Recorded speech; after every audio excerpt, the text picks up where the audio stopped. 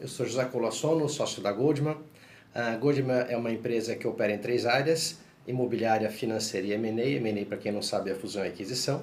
Dentro dessas três áreas, basicamente, a gente estrutura a operação, a gente faz consultoria e agora estamos operando seguros específicos para essas três áreas. Bom, falar um pouquinho do ambiente político, né? Estamos em época de eleição. Vamos começar pelo dólar, né? Dólar rompeu a barreira dos 4.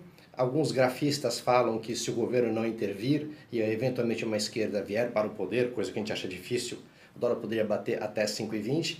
Não vai acontecer. O que está acontecendo é o seguinte: para o especulador especular, ele precisa de um ambiente instável. E nada melhor do que um momento de eleição para haver especulação. Então, especulação é natural.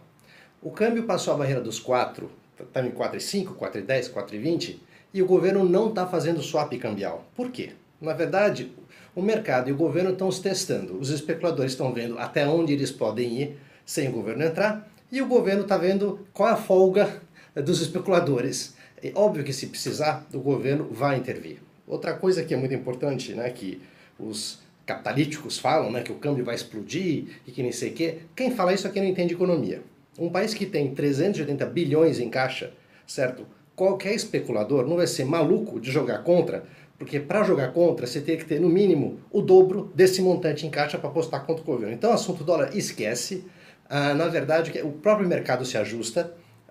Os exportadores estão rindo de orelha a orelha, o povo de agrobusiness vai rachar a bucha, o povo de mineração vai rachar a bucha, ou seja, compre ações desses segmentos, porque aproveitando essa oportunidade de câmbio de 4, 4,5, 4,10, 4,20, o pessoal vai ganhar muito dinheiro, principalmente quem exporta. Então fica de olho nesse tipo de ação. Vamos falar um pouquinho do ambiente político. A vida é feita sempre entre ponto e contraponto. Depois de 14 anos de governo de esquerda, clepto, caviar e bolivariano, acabou essa fase. Ou seja, agora nós vamos viver o contraponto desse universo. Ou seja, pela lógica, o próximo presidente vai ser alguém de centro-direita. Dentro desse núcleo, eu separei basicamente 4 nomes. Nós temos Álvaro Dias, nós temos Alckmin, nós temos Amoedo e nós temos Bolsonaro. Álvaro Dias sem chance, certo? Partido pequeno, com a mensagem ainda não muito clara e muito centrada na pessoa física dele. Alckmin, um excelente nome, ótima tradição, só que Alckmin tem 2 problemas. Primeiro, a pecha de picolé de chuchu. A gente não sabe se o nome Alckmin move montanhas. E 2, por ele ter vindo da antiga política que se fazia no Brasil, o Alckmin ele é um nome um pouco exposto, né, para efeito de problemas de corrupção que possam aparecer durante a campanha. Então, em resumo, Alckmin é uma candidatura que tem um pouco o telhado de vidro. Amoedo, excelente nome, excelente iniciativa, só que o Amoedo e o partido do Amoedo, ele peca pelo purismo, ou seja, ele incorre no mesmo erro, por incrível que pareça, do seu antagônico, que é o PSOL. Ou seja, ele é tão puro, tão puro, tão puro, que ele esqueceu de jogar o game, porque ele quer mudar a regra do jogo. Só que você não consegue mudar a regra do jogo na arquibancada. Você tem que entrar no jogo, você tem que ganhar o jogo, e uma vez que você ganhou o jogo e você tem a caneta, aí sim você muda a regra que você quer. Agora, mudar o jogo da arquibancada, Moedo não vai conseguir. Então, a candidatura do Amoedo, ela peca pelo purismo.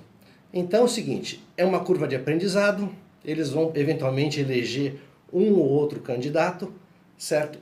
Está errado eles não concentrarem fogo em poucos nomes, deixaram o leque muito aberto, então existe muitos candidatos para um partido ainda muito sem estrutura. Então, eventualmente, vai eleger um ou outro candidato, e aí sim, para uma próxima eleição, vai ter um pouco mais de tempo de televisão, vai ser um pouco mais organizado. Ou seja, a estratégia deles, ok, funciona, mas é de médio e longo prazo, não é para ser candidatura. Outro problema do Amoedo.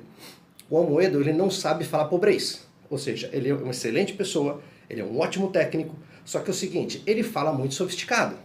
Ou seja, a posição que ele se coloca é como um ótimo ministro, mas não como presidente.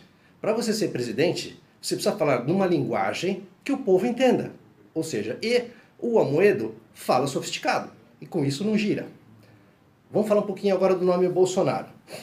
Bolsonaro vai ganhar a eleição. E vai ganhar a eleição de primeiro turno, valendo uma beer aí. Motivo, juntou 2 fatores. O fator Tiririca e o fator Donald Trump. Fator Tiririca. Bolsonaro concentrou o voto de protesto. Todo mundo que é contra o que tudo aconteceu está descarregando o voto em cima do Bolsonaro, principalmente a base eleitoral, certo? E então Bolsonaro significa voto de protesto. Outra coisa interessante é o fator Donald Trump.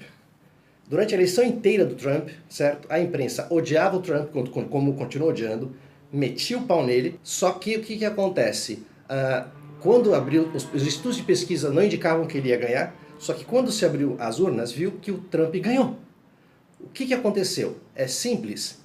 O eleitor do Trump era um eleitor enrustido que tinha vergonha de dizer que ia votar nele. Exatamente como está acontecendo com o Bolsonaro. Muito eleitor que vai votar no Bolsonaro não diz e não assume que vai votar no Bolsonaro. Que é o que vai acontecer agora aqui no Brasil.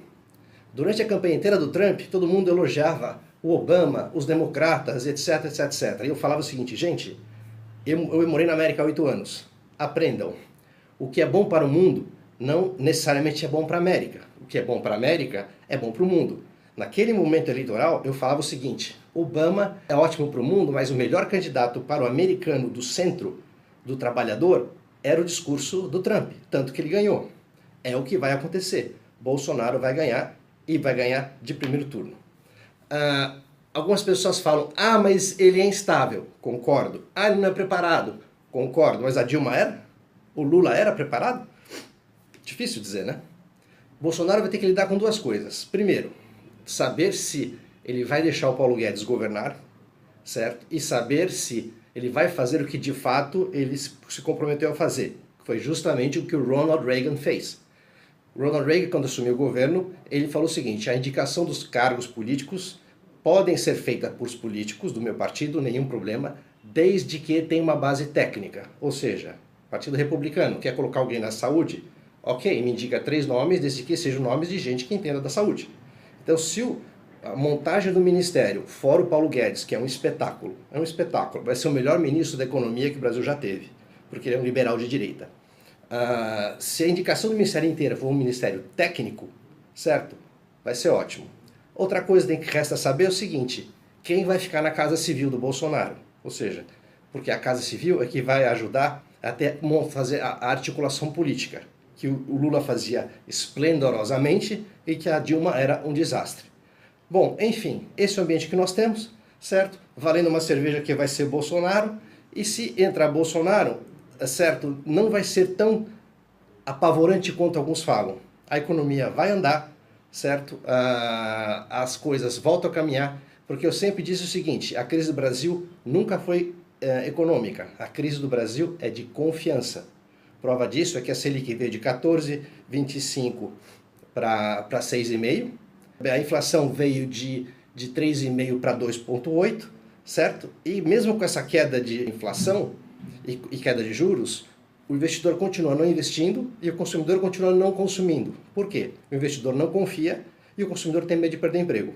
Restabelecida a confiança, esse Brasil volta a crescer rápido. Eu vejo um futuro legal. Eu acho que 2019 vai ser um ano muito bom. Vale a pena apostar. Abraço.